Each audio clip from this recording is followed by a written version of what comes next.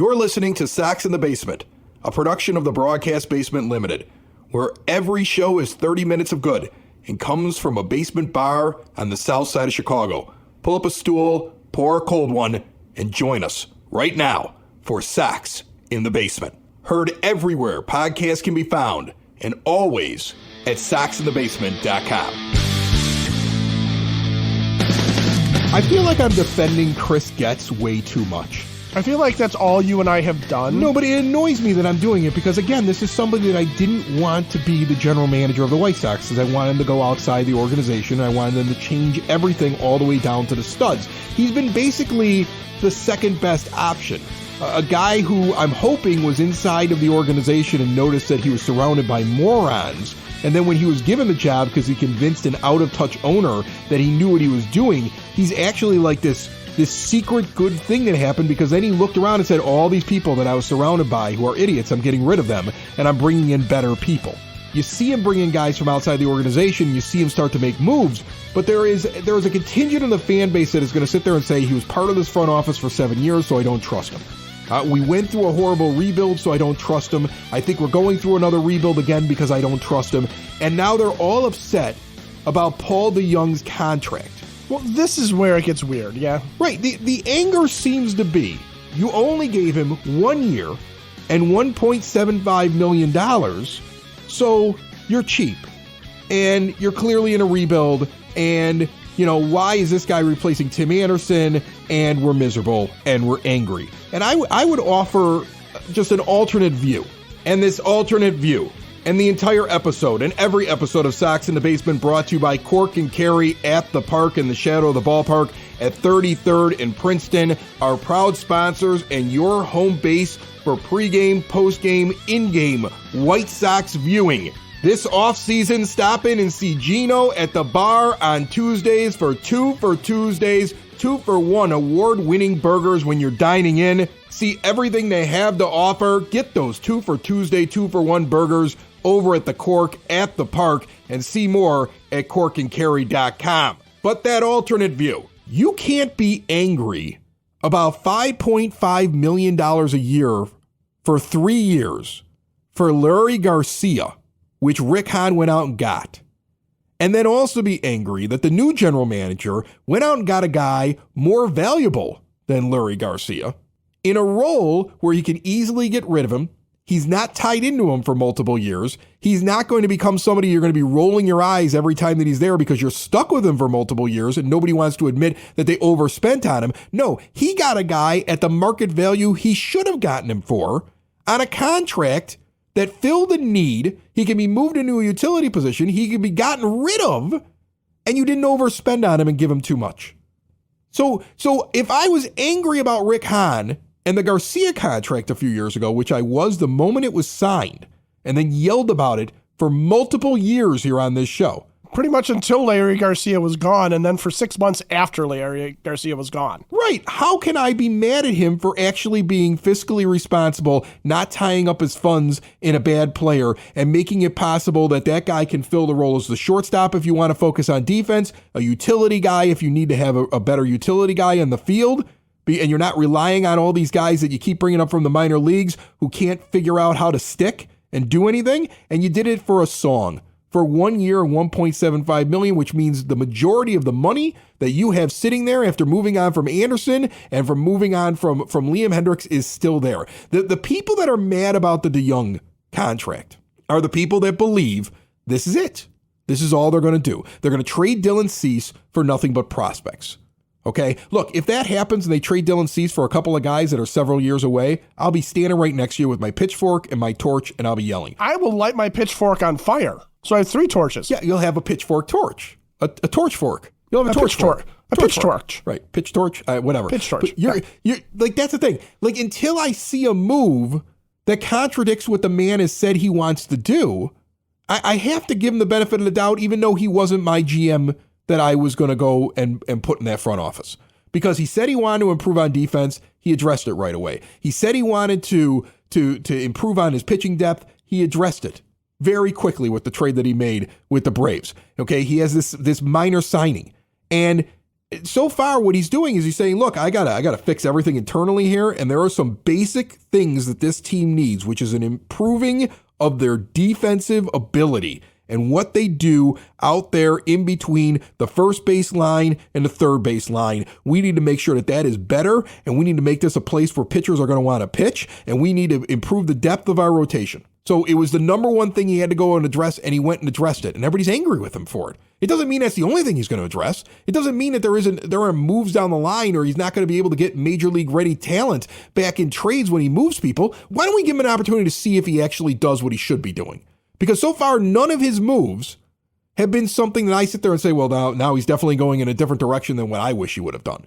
I look at what has happened in Major League Baseball free agency to this point, and what I see is the White Sox saying we have some things we need to address immediately before we move on to the next layer of the things we need to fix, because they're not a player away. They're multiple players away. They're layers away. Their team philosophy changes away. There's a lot of work to be done here. They address some things in the immediate. That's what they did. The Braves addressed something in the immediate. They went out and got 2 relief pitchers in free agency, right? They said, we need to fix this. So they went out and signed 2 free agent relief pitchers already. You have the Cardinals. We need more pitching. They went out and signed 3 of them, including Sonny Gray, which is a good signing for them. That's probably the biggest signing. That was a good move for them. Right. Nolo took less money to stay with Philadelphia. That's probably the biggest guy who's moved because of free agency. They gave stupid money to Lance Lynn that makes no sense because he's a launching pad, 1 year at $10 million. I don't get it. But they saw a need and they said, look, we've got a lot of problems on this team. We're going to address this thing first. So the Cardinals have that philosophy. The Braves have that philosophy. The White Sox have said there's something we need to address. We're going to address it as quickly as we can because there's so many things on our to-do list. We should address this stuff right away because we can get it out of the way and cross it off our to-do list. There are a lot of other teams in baseball who have done nothing yet. So let's give the guy a month. The idea that you are going to see a completely redone team by December the 1st is the most ludicrous thing that I have ever seen. And the way that people are reacting to the money that Paul DeJong got and the fact that it was a 1-year deal, like it's something wrong. I just don't understand, Ed. Well, it's because people we're not looking at what Paul DeJong is, okay? He is a defense-first shortstop at this point. He's a guy that everybody thought was going to be able to hit, and his hitting has gone downhill. And he's working on it, and maybe he can bounce back. Whatever. He won't. I don't even care if he does. It doesn't really matter. I don't care what he does. 1 year, $1.75 million is enough to give him to make sure that he shows up in a White Sox uniform at the start of spring training. Whether or not he is actually ever in a White Sox uniform in Chicago is still open to any answer. Okay, yeah, you don't even know. He doesn't even have a guaranteed spot on this team. What happened when I reached out to you and I said, "Hey Ed, we're going to sign this guy here. Do you have anything you want to say about him?" Yeah, because you and I had already pretty much finished recording, and DeJong, right. The DeJong rumor comes around, and I'm like. No, he's just extra defense. He's more depth. Yeah, well, we both shrugged at it. I mean, like, that's the thing. It's a nothing thing. He's a nothing signing. If Paul DeJong is the starting shortstop this year, I think everybody, first of all, you got to take a step back and understand that what you're doing is you're basically sitting there telling a free agent pitcher that wants to come here, a starter primarily, right, that wants to come here and work on their craft and be ready for 25 and beyond and you know, that he has a defense. Show that they still have it. Right. You have now with Nicky Lopez and Paul DeJong behind them, you at least have guys that are going to catch the ball. Okay. And you know what a pitcher cares about? They care about whether or not the guys behind them are going to catch the ball. How many times did you scream at your TV, at the field, at your radio, at the video highlights later because you weren't even watching the game in real time? How many times did you scream when a dribbler would come to Tim Anderson and he'd have to make a choice to go home or go to first? And he wouldn't catch the ball because he was worried about making the throw or whatever was going on. All the time, man. I mean, constantly. We were constantly complaining about Tim Anderson's defense.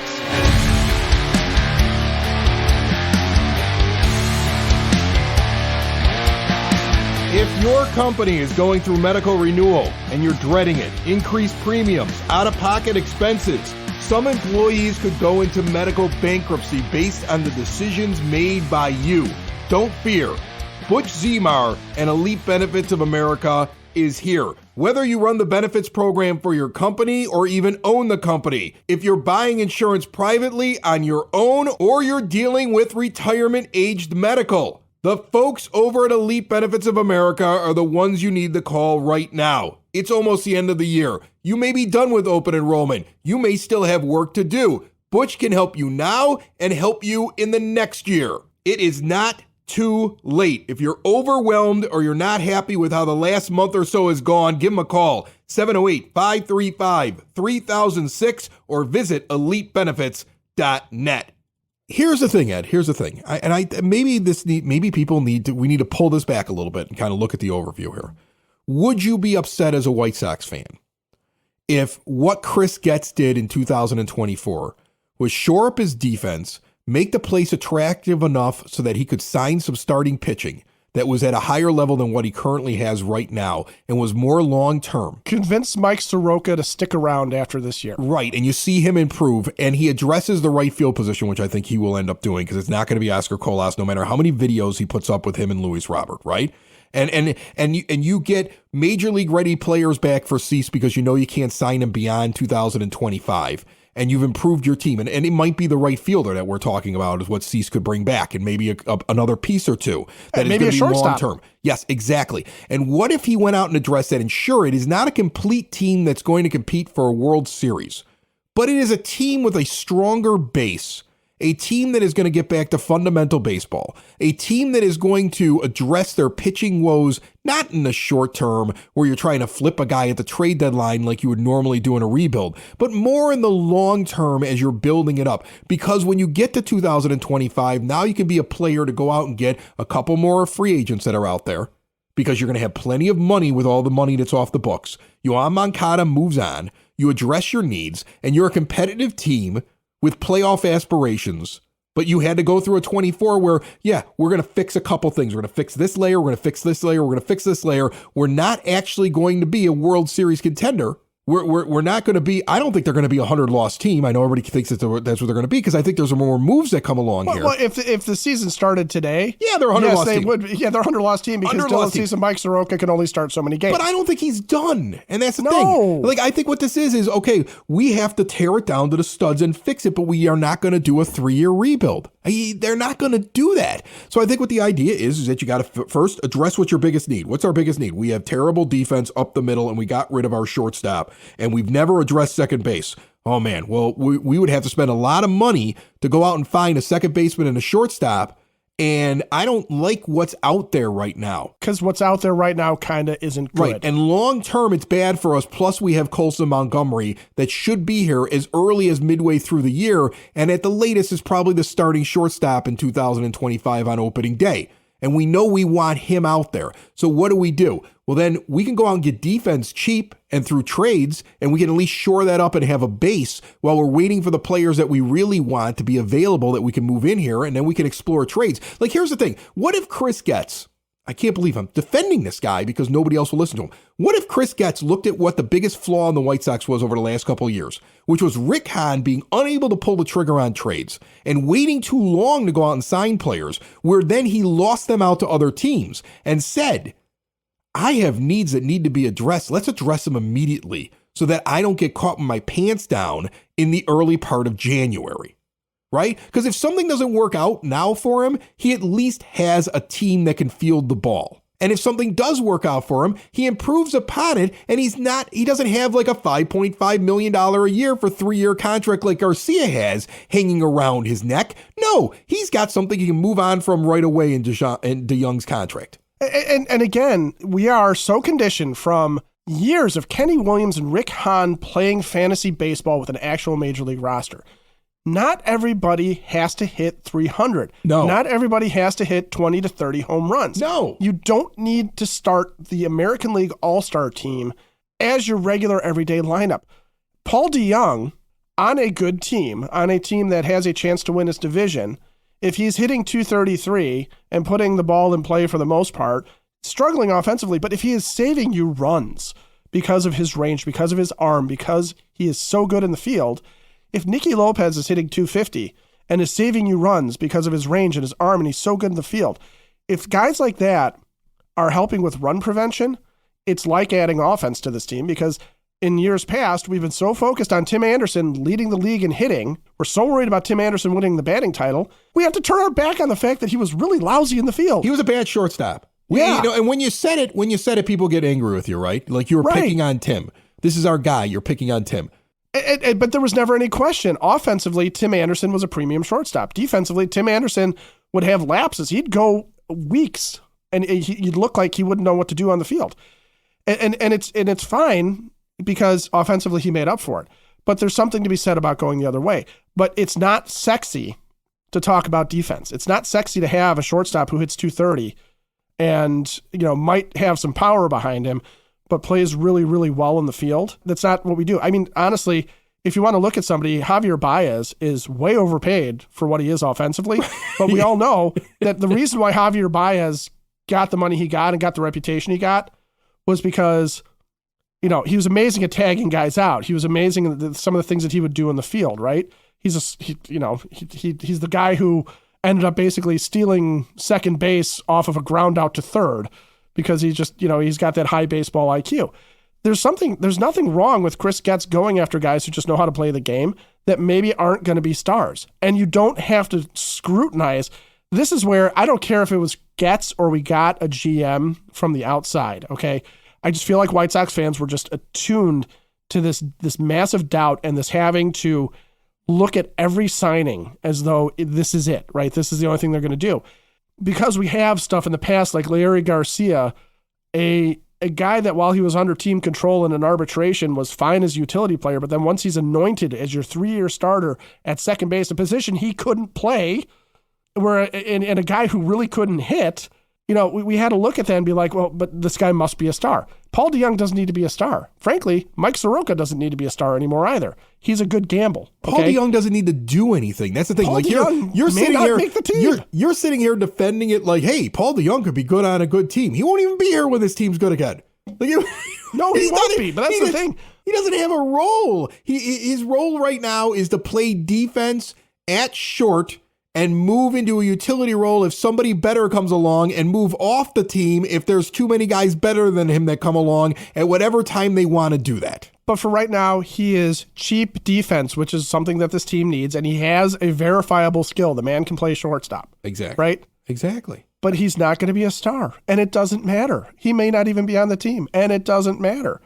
And yeah, I don't believe you and I have spent this much time defending Chris Getz and defending the Paul DeJong signing, for God's sakes. Like, there are two big things in the offseason that drive me nuts about White Sox fans and baseball fans in general. Well, baseball fans in general. All baseball fans do this. One of the things I think you're going to say here. One of the things that they do that drive me nuts is overreacting to moves that happen in November. Like, if they would have gone out, if the Sox would have gone out and signed somebody to a major deal, and I would have sat there and said, well, that guy's slow, or that guy's bad in the field, or that guy really had only one good year. Why are we giving him all that money? Okay, fine. We can start arguing about a free agent early on in the year because he's clearly a starter that's going to be with your team for multiple years. I guarantee you referenced the Cardinals signing Lance Lynn, signing Sonny Gray, which we both agree is probably a good signing. I guarantee you that there's Cardinals fans sitting there going today, Lynn is done. Why is he back here? Why are they giving him so much money? I think that's funny. Lynn is terrible. And there's probably some people, honestly, they're looking at going, you couldn't have waited to see if there was someone better than Sonny Gray. You couldn't have waited to see if one of the Japanese guys was going to work out better. Sonny Gray's an injury waiting to happen. The guy's got a history of not being able to pitch 30 games. It's funny because I talked to my buddy Craig Toth over at Bucks in the Basement. He was like, they're all mad in Pittsburgh because of all the Cardinals pitchers that have been signed because they're in the same division, right? And they feel like they can be competitive this year. And I was laughing. I was like, well, the problem is, unless you wanted to throw stupid money at a guy who's a launching pad as a pitcher who basically throws 3 different kinds of fastballs, and if it isn't working for him, he's done and he's out of the game by the 3rd inning, and you want to give him $10 million a year, unless you want to spend that kind of money, it ain't time to go get your starting pitcher yet if you're a team like the Pirates. And you have to wait for the marketplace to settle a little bit. Like, Dylan Cease gained value in terms of his trade value with some of the contracts that have been signed for sure. With Aaron Nola going back to the Phillies, Dylan Cease's trade value went up. Everything. But on the other hand, now you got a bunch of starting pitchers out there who know they're better and more valuable than Lance Lynn, and they're like, the price starts at $10 million a year. That's a problem. So you're going to have to wait. They're looking at Kyle Gibson and they're looking at Lance Lynn. Right. Okay, and again, Sonny Gray, is a very good pitcher when he pitches. But they're looking at Lance Lynn and Kyle Gibson and going, I'm better than him. Exactly. You need time now to pass, and you need the marketplace to settle because of weird deals that happen at the beginning. So right now what the White Sox could be doing is just sitting around and waiting, or they could say, okay, well, pitching's kind of crazy right now, and we're waiting on a few things to kind of move so that we can see what's available to us. But we can go address this defense issue right now. And the Braves came a knocking trying to get rid of guys that were on their 40-man roster they were going to let go of anyway. So we moved on from a piece that we had no value. Like we didn't think was important in Aaron Bummer because he wasn't part of the big plan. Oh, and by the way, we cleared a contract that was going to be stuck with us when we're not even sure if we want him on the team anymore. So, I mean, like what the Sox did is they addressed what they could in the early days of free agency while the marketplace still hasn't settled itself, figured out what it's going to be. And there's already oddities out there, especially with the money that's being spent on bad starting pitching. Like I don't see the rest of Major League Baseball going out and making sound moves this early. It's not like other teams are addressing their needs and we're just sitting there watching what's going on. What we're actually seeing is if free agents aren't flying off the board right now. You're seeing certain teams that said we have a need at this, we're going to go after it. Like the Braves, the Braves have acquired 3 relief pitchers, 1 through trade and 2 through free agency. They've gone nuts and they've gone and done that. The Cardinals have gone after 3 starting pitchers. Okay, they've spent weirdly, and if I were a Cardinal fan, I'd be upset about it. But that's what they've done. Right? The Phillies went and re-signed their pitcher to make sure he was off the market, and they got him to take a hometown discount. The White Sox addressed defense and pitching depth early on in the thing. Most baseball teams in Major League Baseball have done nothing. Nothing to this point.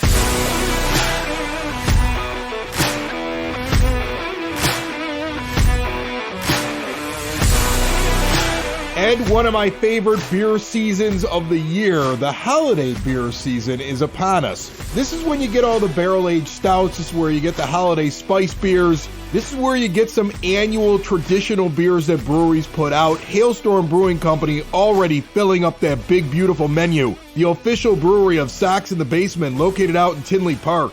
Get out there and visit them at 8060 186th Street, right off of 80th Avenue. They have a scratch kitchen open at 11 a.m. into the evening from Tuesday through Sunday. It looks like they realize it's cold outside and you need some hearty food. I see Irish red chili. I see mac and cheese on the menu. I see bacon mac and cheese on the menu. Grab a seat in the big German beer hall or over in the tap room. Ed and I are going to have to make a trip out there very soon and test out all of the new December beers. See everything they have to offer at hailstormbrewing.com. And this I know drives you nuts, and probably the other thing you were going to mention. I've got a great idea for a trade. Let me tell you some of my philosophy on trades. You will never get me to sit there and say, this is a player I think the White Sox should go after and they should give this player up to go get him. Because I think that predicting trades is the most futile thing that you can do as a fan. I really do. Like, I get it. It's fun. Make up your offseason plan and guess who you could get if you trade this other guy and who you match up with and everything. Like, everybody's doing it. Every sports writer in the world is writing things. Jeff Passan's got Luis Robert going to the Astros. I laughed out loud and said, well, that was stupid. Somebody must have told him. That's never going to happen. Somebody must have told him he had to write an article like that and he needed to make it so many words. And he needed to involve every team in Major League Baseball so that it would play nationally. Because that makes no sense to me, and I believe in absolutely no way that the White Sox are moving on. And as I recall, what they got back for him was like, well, no. No, nobody. They're not moving on somebody with that much control and that much talent for what national pundits are guessing they'll move on from. So no, that isn't happening. But the point is, you don't know what teams want. You don't know what teams value. You don't know what players they want to move on from. You have no real knowledge of the internal workings of all these front offices. The only thing I'm looking for in a trade, Ed, is when we traded this player, what caliber of player came back and what did it address? Is this a long-term trade with high ceiling prospects but that are years away? That would upset me. Is this a trade that addresses a specific need because the player coming back is either a Major League Baseball player or somebody who is so close to being on the cusp of playing that they have a legitimate chance to start at that position at the beginning of 2024? Like, what did you get back? That's all I care about trades. And I wait for them to happen because you couldn't have predicted the Bummer trade with the Braves.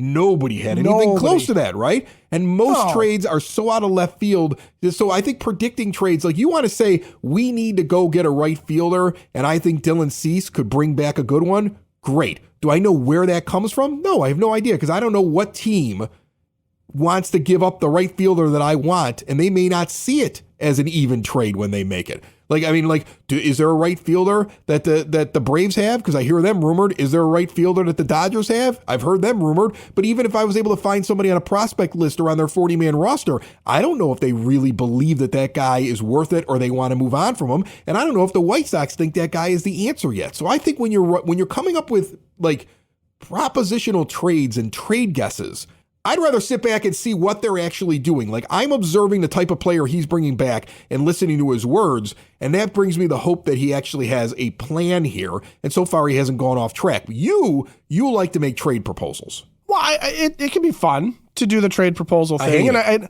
I know you hate it, and that's why we don't sit here and do it all that often, right? But like with the Dylan Cease thing, okay, I know everybody thinks it's gonna happen. Dylan Cease is gonna get traded this offseason. I agree that I think Chris Getz is working hard on it. Ken Rosenthal's in The Athletic saying more than 12 teams have inquired about him. He knows what he has and that this is an asset that he can turn around for something, but I think it's got to be the right thing, which is why I'm not going to speculate on a Dylan Cease trade because honestly, when I heard it was the Dodgers, I kind of looked at their 40-man, I kind of looked at their prospect list, and I kind of went, but I don't see, based on what Chris Getz is saying, what this team has that he brings back. When you talk about, right fielder. I know the Diamondbacks, for example, have a ton of outfielders, but I don't really know that the Diamondbacks want to part with any of them or that the guys that they would part with are the guys that Chris Getz wants or that they bring any more value to the team than Oscar Colas does or that somebody who's a street free agent would. I know it's not going to be Adam Hazley. We know that because he got DFA'd. But I posed the question to James Fox when he subbed in for you. You were out ill, and are there guys around the league that you look at that you go, I'd really just love to have them on the White Sox, and I would like to see Chris Getz go out and try and acquire this player. And I know for me, sometimes I do look, when we talk about trying to create a second baseman of the now and the future, I know that Justin Foskey, who's on a high-end prospect, is blocked by Marcus Semien and Corey Seager in Texas. Okay, so it seems like a guy that might be worth going after. I don't know if that's part of a Dylan Cease trade or not. James Fox mentioned him as well. I would say if the White Sox went and got him, that'd be cool. But I don't want to sit here and speculate what I think that they should trade for him because, again, trading Luis Robert, if Chris Getz gets back what he wants and it's part of his plan and his plan works. Oh, I'd be done with him.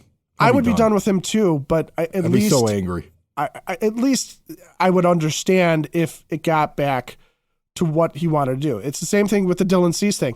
If he trades Dylan Cease, like you've said, if he trades Dylan Cease for guys who are years away, if it is Chris Sale for Yohan Moncada, who's just the top of the prospect list. I'm done with him there too. I'm angry there too. Right. Yeah. But if he's doing that, I'm angry with him. If he's holding out for a plan and he ends up not trading Dylan Cease this offseason because it never emerged, I don't even think that that's a failure on Chris Getz's part. I think it's smarter for him to do that and go into the season with Dylan Cease in your rotation. Yeah, you don't need to if move you don't him. Find the right thing. You don't need to move him. And that's where I get the trade thing going, where it's like Dylan Cease does not need to be traded. Aaron Bummer did not necessarily need to be traded. It's great that Chris Getz was able to bring back value for Aaron Bummer, but he doesn't need to make trades other than the fact that he's got positions to fill on the team. Yeah, we got a message from Rob Johnson. I'm going to read his full name because not only is it printed on his Twitter, but his Twitter handle is @I'm Rob Johnson. So I don't think he's bothered by me giving his full name because he's put himself out there, this guy. And he's You're talking about Rob Johnson now? Listener to the show, and he sent out a thing and he suggested the Mariners. And I mean, he gave me a really long thing, and if I read it, we would have to go in overtime here because he was really into this. But what he was basically saying is that don't sleep on the idea that Dylan Cease could end up in Seattle. And he's surprised that they haven't been linked there. They weren't linked to Luis Castillo at the time. They operate quietly. And when you look at the Rangers winning the World Series, and there's only 5 remaining teams to never win a title, and the fact the Mariners have been aggressive and believe that they're a team where the time is now, they also have a lot of depth in a lot of areas. They got depth at pitching. They've got depth in the outfield. And that's a team that matches up very well with the White Sox in terms of major league ready talent and players that are on the cusp that you could go get and you're not making a long-term deal. You see, Rob's thinking the same way I'm thinking. He's giving Chris Getz the benefit of the doubt because he's saying, look, he's telling us he wants to compete in 2024. He can't say that and trade Dylan Cease for guys that are 3 years away. All right? No. And so he's telling us he wants to address these needs. This is what he's saying he's going to do, and so far I haven't seen an actual move that tells me he's not doing it yet. Now, if he does, of course, pitchforks, torches, torch forks, all that stuff. Pitch torches, yeah. Pitch torches. Whatever. I forgot what the other one was, but like that's the thing. So he makes a really great point. That's a team that really looks in the short term that would say 2 years of Dylan Cease. We'll trade something for that. Makes sense for it does make sense for the Mariners. But now the thing is, he lists like all these different guys, and it's like, all right, well, I don't know what they value, right? And what do the White Sox? That's the problem. Do the White Sox think that Jared Kelenic, after how he performed at times last year, is a viable piece because he's only 23 years old, or do they? Or do they think he's Oscar Colas? Right, and that's the thing. It depends on what do they believe about the players that are on that team. Sox in the basement. Sox in the basement. Sox in the basement. Sox in the Basement. Heard everywhere podcasts can be found and always on soxinthebasement.com.